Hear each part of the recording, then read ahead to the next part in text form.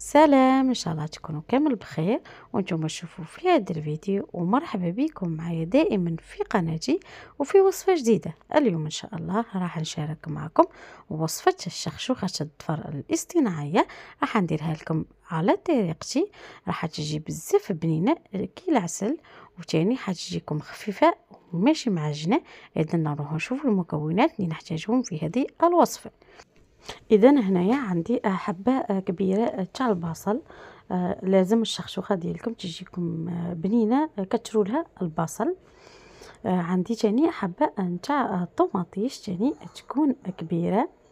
وتاني نحتاجو لهنا زوج سنات نتاع الثوم، كاين بزاف اللي ما يحبوش يعني يديروا الثوم. عندي يعني قرون فلفل حار، عندي الزروديه، عندي تاني شويه حمص.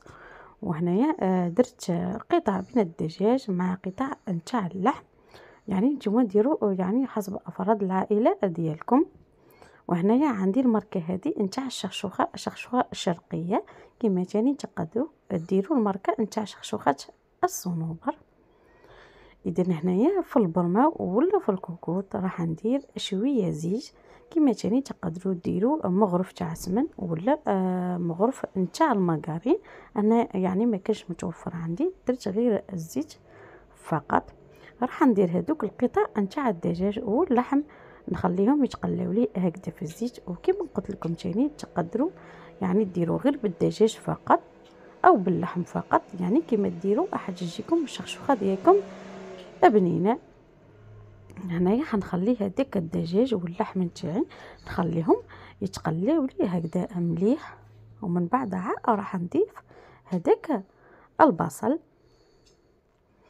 انا راح نضيف البصل كما قلت لكم، ديروا حبه تكون كبيره شويه نتاع البصل هكذا باش تجيكم الشخشوخه ديالكم بنينه.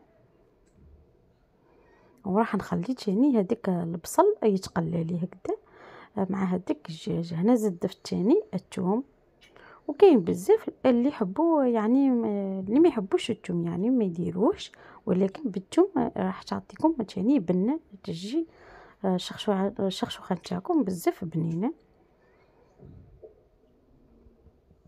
هكذا حنخلي كلش مع بعضه يتقلى حتى يذوب لي هذاك البصل. وهنا تاني زيد نضيف الطماطيش، قلت لكم يعني حبه تكون كبيره من الطماطيش.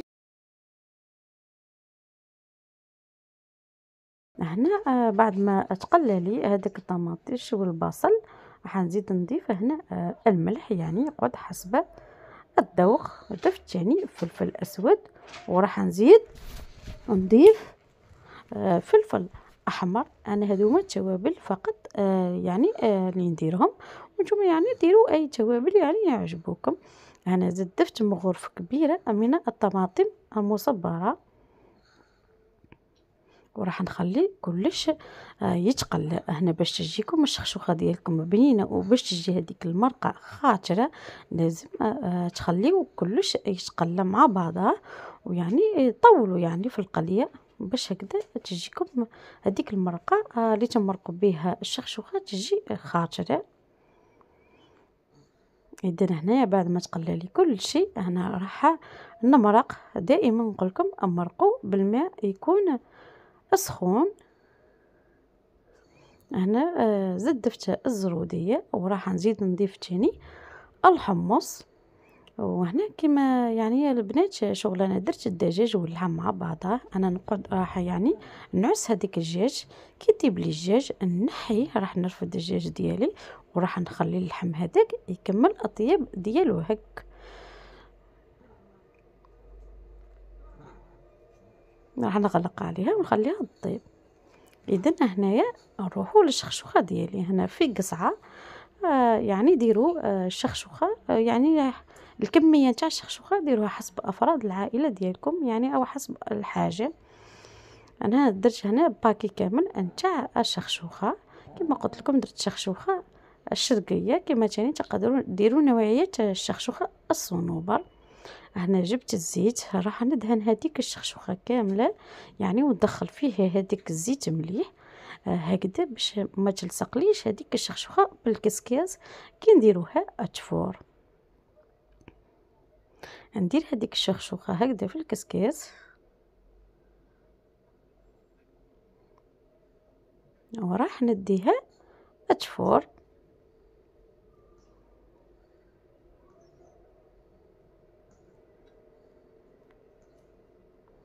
هنا بعد ما فارت لي هذيك الشخشوخه نزيد نعاود نفرخها في القصعه بهذه الطريقه كما تشوفوا. يعني حاولوا تفرغوا هذيك الشخشوخه كامل من الكسكاس ديالكم. هنا راح نجيب الماء، نبخوها بالماء، نبخوا الشخشوخه تاعكم مليح بالماء.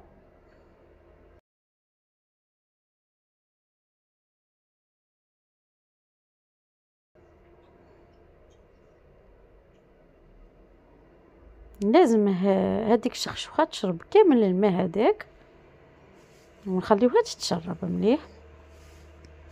هنا رجعت للبرمه ديالي وكما قلت لكم يعني الدجاج ديالي طاب، يعني طاب لي هو الاول، واللحم يعني هذيك نخليها زيد تكمل اطيابها.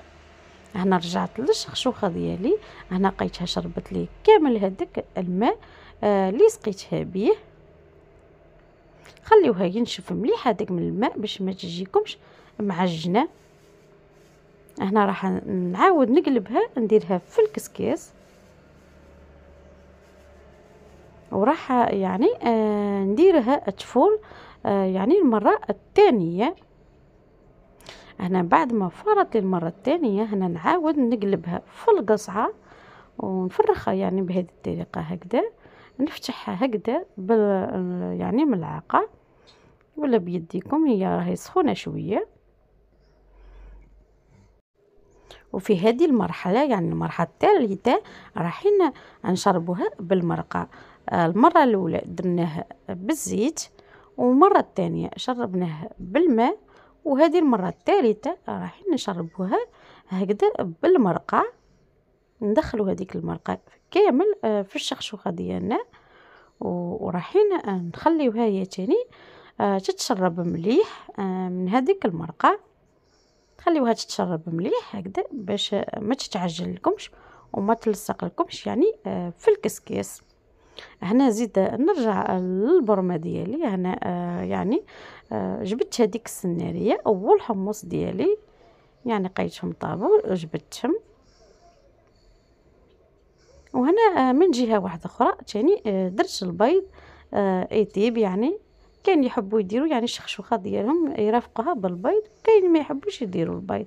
هنا نرجعوا للشخشوخه ديالنا بعد ما شربت كامل هذيك المرقه. هنا راح نزيد نعاود يعني نديرها في الكسكاس باش نديوها تفول المره الثالثه، وهذه المره الثالثه والاخيره. يعني راح تتحصلوا على شخشوخه يعني بزاف تجيكم رطبه وخفيفه.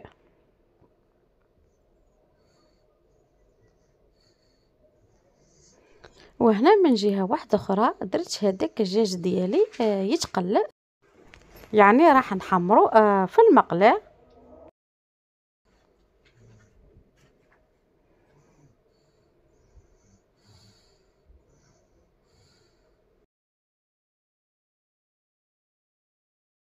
وهنا في الاخير رايحين نجمرو الشخشوخه ديالي، درت عليها المرقه هكذا ونخليها تتشرب لي هذيك الشخشوخه. يعني ضيفوا المرقه غير بشويه حتى تشوفوها يعني تشربت. وكما قلت لكم راح تجي بزاف بنينه الشخشوخه هذه، تجي مفروزه وماشي معجنه كما راكم تشوفوا امامكم، وتجي بزاف بنينه كي العسل. وهنا في الاخير الشخشوخه ديالي راهي واجده، درتها في صحن هكذا كما راكم تشوفوا امامكم، وزينتها بهذيك الزروديه. وهنا درت لها داك البيض، وكما قلت لكم كاين بزاف اللي ما يحبش يدير البيض. انا هنايا يعني في المنطقه ديالنا نديروا البيض مع الشخشوخه. هنا درت الحمص ودرت هذاك الدجاج واللحم ديالي. وكما قلت لكم الشخشوخه هذه جات بزاف بزاف بزاف بنينه كي العسل، وجات يعني مفروزه وماشي معجنه. ونتمنى ان شاء الله يا البنات تجربوا هذه الوصفه والطريقه، يعني على طريقتي راح تجيكم بزاف هايله. واذا عجبتكم الوصفه ما تنسونيش باللي جيم، ونتلاقاو ان شاء الله في وصفه جديده.